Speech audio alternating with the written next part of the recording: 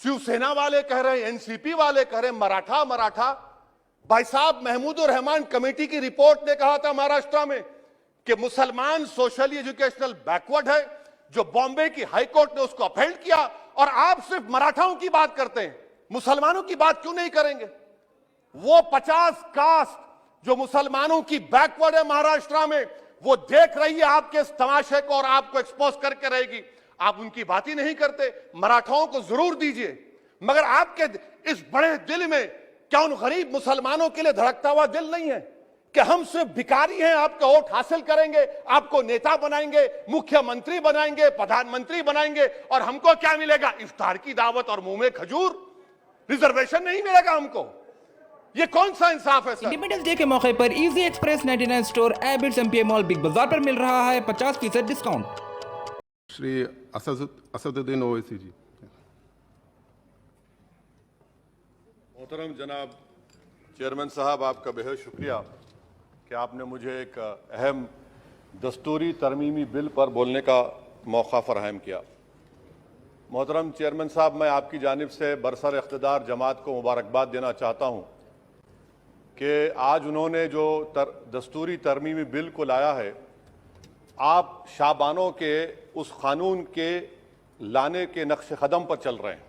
मुबारकबाद देता हूँ आपको, और उम्मीद करता हूँ कि इसके बाद बरसर इख्तिदार जमात के जिम्मेदारों की ज़बानों से बार बार शाबानों का जिक्र नहीं होगा, क्योंकि ये आपका दस्तूर में इस बात की इजाज़त है कि सुप्रीम कोर्ट अगर कोई फैसला देता है तो सरकार को इस बात की इजाज़त है कि वो उस फैसले के ऊपर कानून बनाए, जो आपने किया। तो इसलिए मैं कह रहा हूं कि आपने शाबानों की रिवायत को बरकरार रखा, आपको मुबारकबाद।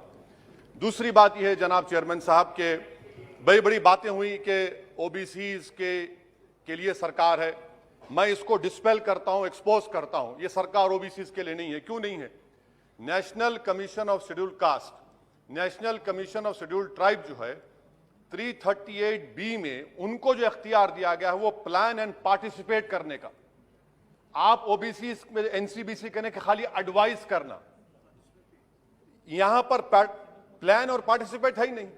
तो ये आपका एक्सपोज करता है आपकी हिपोक्रेसी को और आपकी मुनाफिकत को।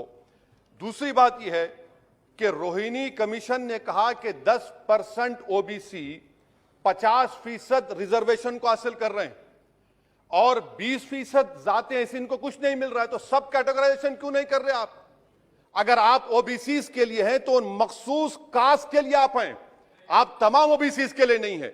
ये आप ही का रोहिणी कमीशन ने आया है। तो सब कैटेगराइजेशन आप करेंगे नहीं करेंगे? तीसरी बात यह है कि सर ये कैसा बात है कि अगर रियासत तेलंगाना में जो मुसलमानों की बैकवर्ड कास्ट है उनको रिजर्वेशन मिलता है, मगर सेंट्रल लिस्ट में उसका जिक्र नहीं होता। तो एक ऐसा कानूनी मैकेनिज्म बनाने की जरूरत है कि अगर किसी स्टेट और रियासत में वो ये तय करती है कि ये हमारे स्टेट की ओबीसी है, तो सेंट्रल लिस्ट में उसका रिफ्लेक्ट होना चाहिए। मिसाल के तौर पर बिहार में सुरजापुरी जात का जिक्र ही नहीं है सेंट्रल लिस्ट में, तो इसका हुकूमत करेगी नहीं करेगी? चौथी बात यह है कि आप क्यों डर रहे हैं? नरेंद्र मोदी की सरकार क्यों डर रही है? 50% को क्रॉस करिए ना। जब प्यार किया तो डरना क्या, तोड़ जाइए 50% को। क्यों 50% को डर रहे हैं आप? जो 50% है उनको 27%, जो 20% है उनको 50%। तो आपकी मोहब्बत ओबीसी से नहीं है, आपकी मोहब्बत उनके वोट से है, और आपका दिल उन 20% के लिए धड़कता है जिसके लिए आपने 50% तहफ़्फ़ुज़ रिजर्वेशन दी है। यह आपकी हकीकत है। पांचवी बात यह है स्पीकर साहब कि हम हुकूमत से मुतालबा कर रहे हैं कि प्रोएक्टिवली नरेंद्र मोदी की सरकार 50% सीलिंग को तोड़िए, निकलिए। आप क्यों नहीं करना चाहते? करने की जरूरत है, डेटा है, एम्पिरिकल एविडेंस है बैकवर्डनेस का। वो 50%, 27% कैसा दे रहे हैं, गलत है। छठी बात यह है कि सर ये एक सुनहरा मौका है कि आप इस तरह का कानून बनाइए, 50% लिमिट को क्रॉस करिए और ओबीसी समाज से सही मानों में इंसाफ करिए। सर एक और बात, आज ही के दिन 1950 10 अगस्त को प्रेसिडेंशियल ऑर्डर हमने निकाला था, बड़ा तारीखी दिन था, जिसमें हमने शेड्यूल्ड कास्ट को रिजर्वेशन दिया।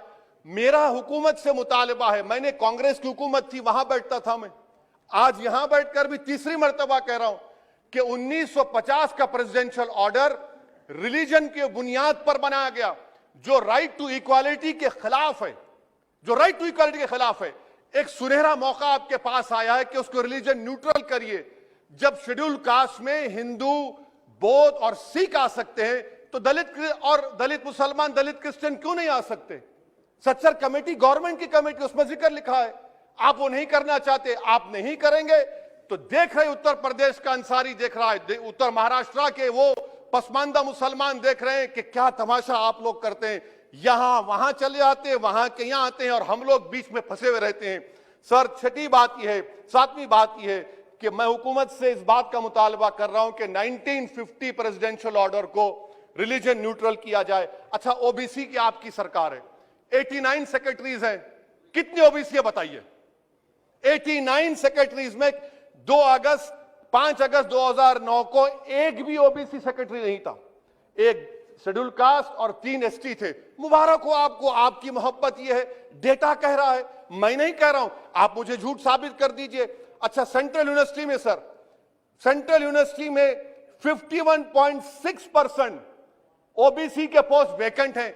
इसीलिए मैंने कहा कि आपको उनके वोट से मोहब्बत है, उनको जमीन से आसमान पर उठाने से आपको कोई मोहब्बत नहीं है, यह हकीकत है सर। और सर, ये यहां पर बैठकर मैंने हमारे कांग्रेस के लीडर की तकरीर को सुना, शिवसेना वाले कह रहे हैं, एनसीपी वाले कह रहे हैं मराठा। भाई साहब, महमूदुर रहमान कमेटी की रिपोर्ट ने कहा था महाराष्ट्र में कि मुसलमान सोशली एजुकेशनल बैकवर्ड है, जो बॉम्बे की हाईकोर्ट ने उसको अपहेल्ड किया, और आप सिर्फ मराठाओं की बात करते हैं, मुसलमानों की बात क्यों नहीं करेंगे? वो 50 कास्ट जो मुसलमानों की बैकवर्ड है महाराष्ट्र में, वो देख रही है आपके इस तमाशे को और आपको एक्सपोज करके रहेगी। आप उनकी बात ही नहीं करते। मराठाओं को जरूर दीजिए, मगर आपके इस बड़े दिल में क्या उन गरीब मुसलमानों के लिए धड़कता हुआ दिल नहीं है कि हम सिर्फ भिखारी हैं, आपका वोट हासिल करेंगे, आपको नेता बनाएंगे, मुख्यमंत्री बनाएंगे, प्रधानमंत्री बनाएंगे, और हमको क्या मिलेगा? इफ्तार की दावत और मुंह में खजूर, रिजर्वेशन नहीं मिलेगा हमको। ये कौन सा इंसाफ है सर? इसीलिए ये इनकी मुनाफिकत है, इसीलिए हम हुकूमत से मुतालबा करते। अच्छा, हैरत की बात यह कि सुप्रीम कोर्ट के जिस फैसले को ओवरकम करने के लिए यहां पर यह बिल लाया गया, सुप्रीम कोर्ट ने कह दिया कि मराठाओं के बारे में सोशली एजुकेशनल बैकवर्डनेस नहीं दिख रहा है। आप कैसे दिखाएंगे बताइए? ये महाराष्ट्र के 50 मुसलमान बरादरियां देख रही हैं।